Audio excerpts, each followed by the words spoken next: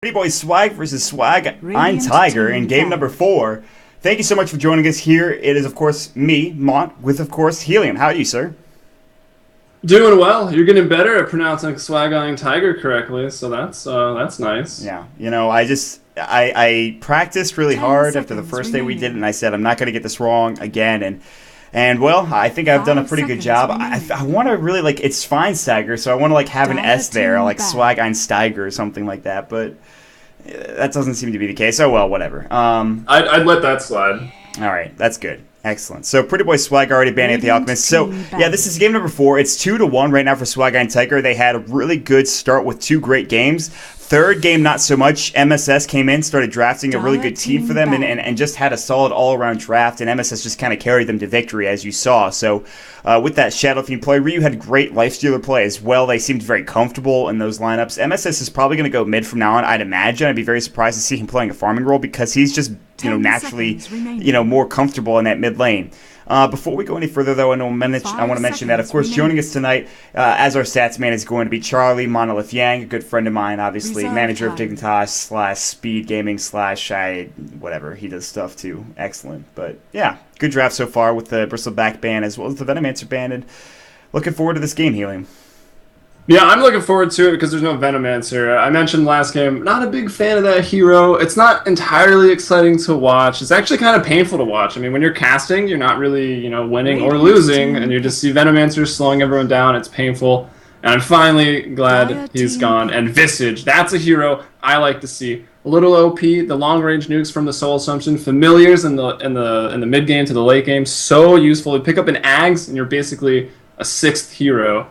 Yeah, absolutely, and it's disgusting how good that hero can be in the early game if he's left unchecked, and especially in a try versus try scenario, this just can absolutely rock you and kill you very, very easily with Soul Assumption just doing so much work. So, Visage is a hero you'll look out for, I believe, and we'll see if Pretty Boy Swag can just survive the amount of damage they're going to have to deal with. They you saw the Venomancer ban come out, and that kind of course, made room, especially with the Nature's Prophet ban as well, made room for that Visage to get in there and start doing work as well. So, Pretty Boy Swag with 2 picks of their own, and what do they go for? Do they go for a Timber Saw this time around? Do they go for... Yeah, it looks like they will pick that up, so... Alright, question answered. Bane. Alright, I was thinking, no one's unveiled the Bane Potom, and they had the first 2 picks up there, and that's, a tri-lane that you can take against a Visage, potentially. I mean, you sleep that Visage, arrow him, then there's no Soul Assumption. The other supports aren't yet to be seen, so no Rubik, no Shadow Demon, very defensive heroes that you might not want to take that against. But the Bane gets picked up, which is going to maybe at least force out a Mirana ban. Someone is picking or banning Mirana now that the Bane is on the field, and it's a Storm Spirit pick there. Second, and a bit of a respect ban for MSS as the Shadow Fiend gets dropped out. Yeah, that's not a big surprise that they banned that Shadow Fiend. He's just... MSS played it so damn well in the last game. Even with getting ganked 2 or 3 times, he still had a really good early game, and... yeah, I'd have to agree. They need to really ban out the Potom here for Swag and Tiger, lest he gets picked for Pretty Boy Swag, and then you have to deal with not only the arrow, but also Moonlight Shadow, which is a huge annoying thing to deal with. Storm Spirit gets picked up into a Bane, which is kind of surprising. Obviously, it's good for canceling Fiend's Grip, but if you're the ones being Fiend's Gripped, I mean, that's a huge pickup against the Storm Spirit, who can just ball lightning away, generally, if he's in any real trouble. Instead, they ban out the Invoker, so... Pretty Boy Swag have an opportunity to go for Mirana here, and I would really like to see it. I'm not sure if they're going to pick it up. I think they have a ban, and then it's first pick for them. I'm pretty sure that's how it works. I might be wrong, though. Yeah, they get the next pick. Look at the arrows, that they actually work correctly now. That's because I never could trust the arrows beforehand. Yeah, you couldn't trust them, and I was like, I have no idea. But now that the arrows work, it is the first pick for them. So they ban out the Rubik, and Rubik stealing up the arrow. It's easy to steal the channeling Fiend's Grip as well. I think it's got to be the Potom. Yeah, they ban up the Clockwork, which is a very smart ban. They know there's no offlaner yet for Swag and Tiger, and it's one of the best available. Might as well just get rid of it when you can. I gotta say, I really enjoyed Kixing that offlane Nyx Assassin. I wish they went down that route again, but then they'd have to give it the Timber Saw or something, and it just wouldn't be right. So they go for the Timber Saw this time around. They go for the Mirana, and like you talked about, it's going to be that Nightmare into the Mirana arrow, taking that Visage down and killing him rather easily, hopefully, for Pretty Boy Swag. Otherwise, this game can get out of hand. But, the Abaddon. There's the perfect hero. Maybe better to ban the Abaddon more so than the Rubik even, but... Yep, but the problem is now there's no lockdown except for the Storm Spirit with the Electric Vortex here. You do have Grave Chill, which is nice, and Familiar Stuns at level 6, but early on in the game, there's no real, disables coming through. And Abaddon, if he's the one getting arrowed, it's not going to matter. He's not going to be able to Aphotic Shield himself if he's got a 5-second disable on him, so... Yeah, well, until he gets his ultimate, then of course that purges it too. Well, Hero's fun. He's got the highest win rate right now in Pub Dota. I saw that on the Dota 2 subreddit. And there's the Dragonite that some people in the chat wanted earlier for Pretty Boy Swag. So it comes out here in game 4. Ooh, and the Slark. We're getting a whole mess of different heroes. The second game and the third game were kind of comprised of heroes that were kind of the same as that we saw in the previous games, but this time around, DK and Slark, they're a little bit different. Obviously, DK was in game 1, Mirana wasn't there, Bane wasn't there. We're getting a little bit of a variety from both sides, which I'm not going to complain about.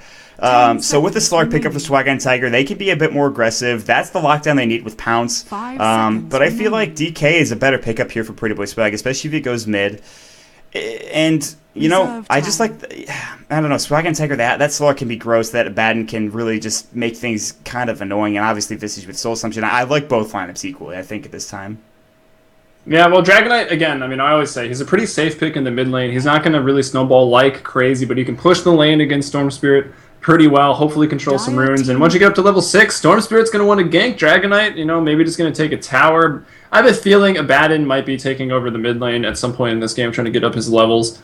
Usually what they end up doing, Storm going to want to gank, and that Bane picked up early for maybe another reason here. The Brain Sap, so good against the Familiars, will one-shot them later on in the game. Mm-hmm. Yeah, that's actually huge because of that, I believe it's pure damage, so it is. And now they have a lot of pure damage with the Enchantress, which worked really well, and honestly, I feel like Enchantress was a lot better than Enchant for multiple reasons. You talked about the impetus and the pure damage there, transitioning into a semi-carry. I feel like Nature's Attendants are really good as well. Plus, the fact that you can enchant away Necro units or any other creeps that are going the way of Swag and Tiger. Weaver is picked up, and we saw that work really well for Klotz last time around, and now that he's got an Abaddon to help him out, I feel like this lineup is very potent, very disgusting to deal with. So this is going to be a tough game, I feel like, for Pretty Boy Swag. On the other side of things, Swag and Tiger, they're not going to have an easy game either. So excited to bring you game number 4, ladies and gentlemen. Yeah, I like that. Enchantress getting picked up. It's going to be an action-packed game here from Swag and... Okay, from Swag and Swag. They both have a lot of heroes. Pick off Potential, the Nightmare, the Arrow, the Storm Spirit Ultimate. Slark he's Slark. He's hard to kill. He's slippery. True Sight doesn't reveal him. Weaver, the same thing. Saguchi, also slippery. Top that on. He's going to have an Aphotic Shield on his head and some air support with the Familiars. It's going to be a heck of a game. Yeah, the artillery, if you will, the machine gun spray coming in from Ned's Visage Familiars, especially if he gets an Aghanim Scepter. So the heroes are being picked up. We're just waiting on one more from Pretty Boy Swag, and that's Cakes on, of course, his favorite Timber Saw. We will jump into the game then, and here we go, ladies and gentlemen. Thank you for joining us, obviously. We get an immediate pause, because what would Dota be without a pause? I want to remind everybody. That means this game's going to be good. Yeah. Cake said he would be right back. Time for Charlie to bust out the stats to get us through these pauses. Yeah, we better see some good ones, Charlie. You're on the clock here. Oh, I'm checking. Did you break it again? Okay, yeah. Oh, he probably just messaged you. No. I'm adding him to the call so that he's a little bit aware of what we're saying in game. I like it. Nah. Let's see here. And boom.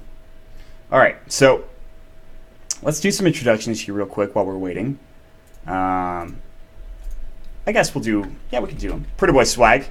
We've got Pandago up in the Bane right now. I'm a Sheepsuck will be on the Enchantress. MSS, Mojo Stormstead on the Dragonite. Ryu Borus, or Ryu will be on the Mirana, and to round it all out will be the Timbersaw, played by Cakes. And if you'd like to go ahead and do Swag on Tiger, Helium. Hello. Sorry, my push-to-talk hotkey. My push-to-talk started malfunctioning, so I'm going to go ahead and take that off in a second. But to introduce... You can hear me now, correct? Yes. All right, to introduce Swag Ein Tiger, we've got on the Weaver, it's Klotz22, looking to get it done. Probably the fan favorite for the fans of Swag Ein Tiger. Cares like a boss. And here on the Abaddon, we've got 420 supporting up. Tavo here now on the Slark, a bit of a different style of a hero. He's pretty much just been on the Timbersaw. I guess they're pretty aggressive heroes, like to start off the fight, so maybe not all that different. Ned on the Visage, and who are we missing? Lelouch v Britannia. Playing a lot of DK and Invoker recently, now switching it up a little bit. Storm Spirit. Yeah, I'm surprised that he went down that road. I mean, he's played like two heroes very effectively with the Invoker and the DK, but I guess if you don't have those to choose from, you might as well just go for the Storm. And, you know, I think that this could be a good hero for him. He can get locked down rather easily with Dragon Tail and Fiend's Grip like we talked about, but a Photic Shield against Fiend's Grip is huge, and this is going to be the problem. They need to make sure Abaddon is not going to be a big factor in these engagements, or the Abaddon at least doesn't have, like, levels or isn't in the fights when they take him down. So that's going to be the tough part for Pretty Boy Swag is the Abaddon kind of roaming around just Photicking everything off and being just a nuisance, if you will. So we'll see how it goes, as Cakes is apparently doing whatever God knows. I don't know, but catching up on some Doctor Who episodes. Yeah, maybe. Who watches that show? Oh god, I just insulted like a lot of people. Sorry, everybody. I'm pretty sure it was either Cakes or Ryu that was watching it. I don't think it was Ryu. One time. Yeah, it sounds more of a Cakes thing. I don't know. I guess. I don't know. Ryu's more of an anime kind of guy. I know that. Well, yeah. Was he an honorary member of Mason's Hentai Playhouse? I don't think so. I think Mason's Hentai Playhouse is a pretty exclusive I think he's the only one in it. Yeah, maybe. Wherever Mason may be. He's say what you want about Mason. He's got pretty good taste in anime. I'll give you that much. So he's a pretty good Dota player too. Yeah, that's also true. Likes to get in people's faces, which I mean, I guess is what playing sports or anything competitive is about. See, right? there you go. Way-too's in it. Yeah, Way-too's in it. I mean, that's something else. I mean, I wish I could be in it, but I guess I'm not cool enough for Mason. I don't think Mason likes me very much, but I don't think he likes anybody realistically. So I was supposed to say, I don't know if there's too many people that on his list of being liked, but this game has been paused for a while. I don't know what's going on here. Off to a slow start in game 4. Tactical right now. Well, I think it's just Cakes being annoying, and you should get back into the game, buddy. We want to watch Dota, Cakes. I don't know what's going on here. Yeah, I don't know where he went. Hopefully he'll be back in a second. Maybe they're devising a plan. Hopefully not. Klotz isn't. He's currently circling buildings on the minimap currently. This is always a good time for teams to have that minimap drawing exercise that we've seen. I think Na'Vi executed it one time pretty flawlessly. Yeah, I can't draw on the map. Like, it's really bad. Also, my geometry. There's a program you can get where it'll just like draw whatever you want on it, right? Yeah, if I draw, like, my geometry is so screwed up on stream. Like, if you're watching on stream, just watch on stream. It's pretty awful. Oh yeah. When you have the caster drawing, it draws like 1,000 lines. It's so freaking annoying. I don't know. I don't know how that hasn't been fixed. Like I don't even know what's doing that. It's cool making all those shapes, but still, it is annoying when you actually want to circle something or draw like a line of attack or where a smoke grenade came from, and suddenly you've covered up the entire minimap. Are we trying to? Oh my god! We win. We win at the same time. No, I got it first. All right, we're not playing tic-tac-toe unless one of us plays. Let's do. You play tic-tac-toe with Charlie. I'll watch. I'll be the judge. You can go first. All right, Charlie. Good luck, buddy. You're gonna have to keep redrawing the lines, please. I got it. What's going on here? How do you play this game again? I don't even want to go there. I don't want to go there. Where was I? This is way too hard. You have to like speed. I think I lost actually. Oh my god, this is awful. We're so sorry, everybody. The shapes disappeared and I didn't know where they were. But luckily, Dota has restarted again, and Monolith clearly the tic-tac-toe king. Yeah, clearly. Well, all right, boys. We are going to jump into the game finally. He gets back into it. We'll see. Surprisingly enough, it looks like they're not going to be doing an aggressive tri lane coming out from Swag and Tiger, which they've done in the past 3 games. They decided against it this time around. It's surprising. And that actually gives room for pretty much whoever's the carry on this side of Pretty Boy Swag to farm. And that is going to be Ryu on that Mirana. It means that MSS is going to go mid on the DK. So I like this a little bit more. They're already just trying to be aggressive, make sure no one's going to ward their jungle. And I don't like the fact that they're not being aggressive on the side of Swag and Tiger. I think they're going to dual lane top, though, with the Weaver and the Abaddon. Maybe actually not, because the Abaddon's here. And then you've got Visage up there with the Slark down bottom and the Weaver question mark. It looks like they don't know what they're doing with their lanes. Yeah, I don't know. I don't know if it's some next level strategy I've never thought of, or they're just a little confused. Maybe trying to get away with running that sometimes very advantageous 2-1-2 lineup Because of course Abaddon can pretty much support anyone up there in the top lane. But they'll they're be able to get enough. 2-1-2ing with like a Slark. Yeah, they're two cores in the same lane. It's a little backwards right now. They're going to rotate the Weaver up, I think. That's where he's headed right now, and Slark's going to stay bottom. Maybe even solo safe. And they are going to do an aggro tri-lane. It looks like they decided against going safe lane. So solo safe, Slark should have an okay time, especially up against Cakes. You can do some decent damage with them with Pounce with the Essence Shift as well. Up at the top lane, however, you have a pretty disgusting lane with little to no lockdown, but a lot of damage if it actually happens. So this is going to be one of those games, again, where maybe the farm doesn't necessarily go for Ryu that early on, but at least they're getting farm for maybe MSS, or the Enchantress is getting farm in the jungle, which you can see Sheep is actually down in the bottom lane, maybe trying to be aggressive in his ganking. And this is something he did very well. He ganked Tavo early on. Tavo does pick up that Invis rune, though, so he won't get necessarily spotted out this early on. But for right now, we have to keep our eyes not only on top, but on bottom as well. Yeah, well, the aggressive tri-lane finally gets formed up here. They figured out what they were doing on the side of Swag, Iron Tiger, so they're doing that aggressive lane once again. And I kind of like Pretty Boy Swag's lineup under these conditions, because Ryu Boros, he might not get a lot of farm, but he's going to be hard to kill, especially with those three heroes. So that means Bane can group up with I'm a Sheep Sucks on the Enchantress, who somehow finds himself with 180 HP. But they can roam around early and maybe gank up Lelouch here before he is level 6 and becomes extremely hard to kill. Yeah, absolutely. And actually, that Enchantress took a lot of damage because that Invis Room came out for Tavo and did some damage there. Top line, Pandego taking a lot of damage here. No real stunts to stop him from running back home. They have Grave Chill, obviously, but that's not enough to grab a kill. So they'll be aggressive. They won't get any kills, but they'll secure farm for Clots again. And that's what they've done pretty much in the past 3 games here, and it looks to be the 4th as well. Enchantress is going to go ahead and jungle. She gets the Satyr, which means she has that Unholy Aura, which she didn't have any regen. Sheep didn't have any regen, other than obviously the Unholy Aura there, which is really nice. So there is that at least. Weaver also gets Enfeeble, but you can, I think, Aphotic that off. Reeves, he might have to leave if necessary. Grave Chill already went, and so they are getting farm again. Actually, in the mid lane, Lelouch is having a pretty good time with 6 last hits, but not too far behind his MSS. And I believe you can just Aphotic off... Can you Aphotic off Fiend's Grip? It sounds OP, yes, but I'm pretty sure you can. You which is so ridiculous. So, yeah. I mean, this Abaddon coming out, Enfeeble, I mean, it's an extremely mana costly spell. I mean, it costs... I mean, okay, 95 isn't so much, but it's not a huge mana pool yet. It's just going to be taken off immediately by, what, a 100 mana Aphotic Shield, so that helps out Weaver a lot, and this is...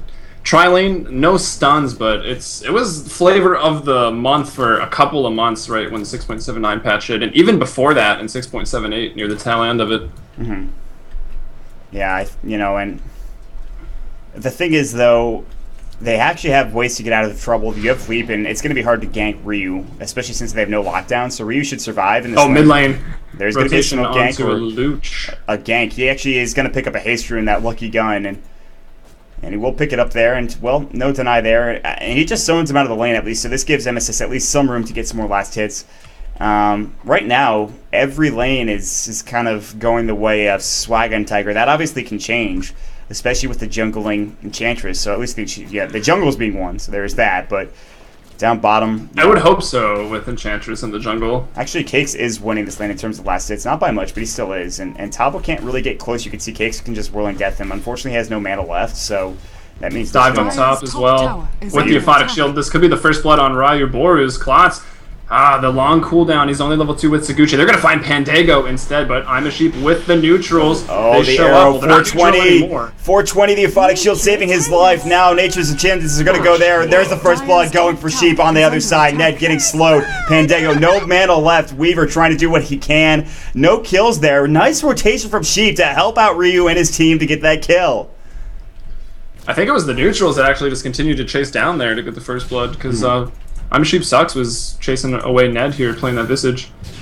Which he does like. He does like those micro-intensive heroes as well. Yeah, and so they actually... Sheep has done very well, and Pandego played the Chen last time around, but Sheep has played really well in that Enchantress the last game, and obviously this game as well in the start of it.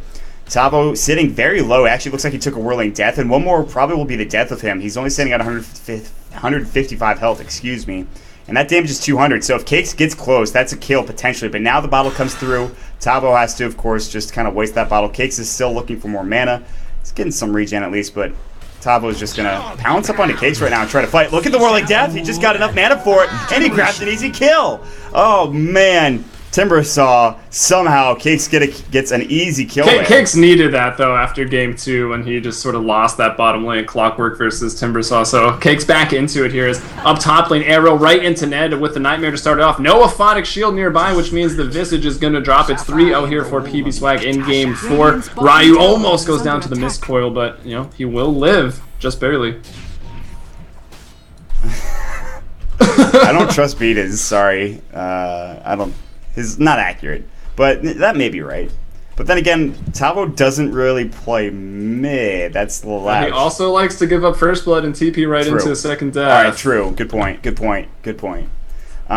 What I liked the play from Pandego and Ryu getting that kill top is that he didn't stay too far away to shoot that arrow because he knew if Klotz could have came in there and taken the Nightmare off of him. So I think that was a really smart play, just to make sure you actually secure the arrow. And it doesn't have to be the longest stun in the world, as long as it does damage and make sure that it's at least a little bit of a stun. So right now, they've got a pretty decent lead. MSS is looking now. He's level 6. His Elder Dragon form is up. He's trying to push this tower here. And everything seems to be going well for the side of Pretty Boy Swag. They are rotating some heroes down. Ned is going to catch out Ryu, who sees Ned clearly in. Grave Chill is going to go. Arrow's not going to fly. It is. Oh, he just jukes away from it. Ned, at the last second, misses that arrow. Tavo down here in the bottom lane as well. Sitting at level 5. Cakes is at 7. So Cakes is now doing very well against this Slark player. And suddenly Lelouch is seeming the last hope, maybe, for this team. MSS. Not last hope. It's a little too early to say that, considering Klotz is still doing okay in last hits with 20, but you know, you've got MSS farming very well. You've got, of course, the Timbersaw farming very well, and now MSS is pushing down this middle tower with the help of Honest Sheep Sucks. The tower's already taken a bit of damage. Lelouch is going to try to pull the creep wave, but the Centaur Conqueror is going to take up the tower, at least for the time being. And I'll probably back up now. Doesn't want to lose it to the tower, unfortunately. So it's 6 minutes in. Anything that you see, Helium? Anything you want to talk about? I mean, I would just say Slark is not doing so great in the bottom lane, and it's being played by Tavo, so we know he's capable to get it done, and that's a hero that doesn't need a lot. He'll get this level 6. Storm Spear is already level 7, so the Ball Lightning is up. If Pretty Boy Swag even missteps just a little bit in a team fight, Swag Iron Tiger, they've got the burst damage and the mobility to just take advantage of that. And, I mean, it's what? 2,000 golden XP right now at 6 minutes. That's fairly sizable, but Swag Iron Tiger definitely going to be able to get back into this game. But in the mid lane, meanwhile, the Alpha Wolf pushing down, forcing out the Fortify on the mid-tier 1. Yeah, and they want to try to take this tower. They don't have that Elder Dragon form. It's down for another 18 seconds. They've done a nice job of pressuring it thus far. Down bottom, a bit of a gank going at Cakes as the pounce is going to go. Timber Chain away. Chakram not available, no mana. He's actually got enough stick charges to throw his Chakram out if he wants to, and will. Is he going to try to fight this? No, get out of there. Soul Assumption going. Too much damage to take. Now he's going to wrap around from the side. Maybe try to go for this Slark. He's being very bold on this Timbersaw, but mid. Action happening there. Pull in on Sheep, but Nature's Attendance is going to fly. Damage being done. Ball Lightning away. He's running out of mana, and soon. Now Lelouch. Ball Lightning a little bit further. That's it. He's done. Breathe Fire. Aphotic Shield. The right clicks. Mist Coil keeping him up before 20. Will sacrifice. No, the arrow hits! Ryu with the arrow and 2 going down. And they take the tower on top of it. And that was the crux. That's the big turning point, I feel like, for Pretty Boy Swag right there. Yeah, they grabbed a lot of momentum with that one. Abaddon was making the big plays, barely saving the life of Storm Spirit, but then the 1-2, the arrow came in, and then the stun to follow up from Dragonite, and Abaddon was basically already all in, sacrificing his life to save the Storm Spirit. And that's all without their Bane. That's all without their Timbersaw player, who's heading back home right now, has his Arcanes, has his bottle. Top lane, Klotz has been free to farm, and he is going for that Midas, but I feel like this might be his downfall again in this game, because last couple of games, yes, you get the Midas, but it hasn't even been necessary in like game 1 and 2. In game 3, they got the Midas, it didn't help at all. And now with Pandego, he's getting mana, he's got Fiend's Grip ready up and to go. The Abaddon is up there top, so Fiend's Grip would not be used to get a kill. Down bottom, some chasing happening. Ned maybe going to get caught out of position. There is going to be an enchant potentially. No, he's actually already used it, and they will not chase any further. And Cakes decides he will throw the Chakram out. Does miss on Ned. Well. Yeah, not with me. Beatas convinced me to buy DayZ and then wouldn't play with me because he bought Rust. And I was like, I'm not buying 2 games to just get ditched again. You just need to be added to the Skype group of DayZ players. You guys have a DayZ Skype group now? That's right, yeah, we do. There's ridiculous. Kodal Guy, there's MSS, there's Dark Falco, Infinity plays from time to time. Dark Falco, best mid 2014. That's right, and he continues to say that. I don't know if it's true or not, but... He already took it out of his name, so I don't know. But bot lane, we've got Pretty Boy Swag going for a push on the bottom tier 1. They've already taken mid, so rotating down, being effective, looking to push their advantage with the Tower Goal. Dragon Knight MSS, double damage, and level 8 with that Dragon form. And it's available to him as well. Ryu, how do you miss that arrow, Ryu? Doesn't matter. Impetus. Yeah, I mean, I know it doesn't matter, but come on, man. 420 in trouble, Aphotic Shield, no borrowed time. It's 7-0 PB. Swag are rolling, my friend.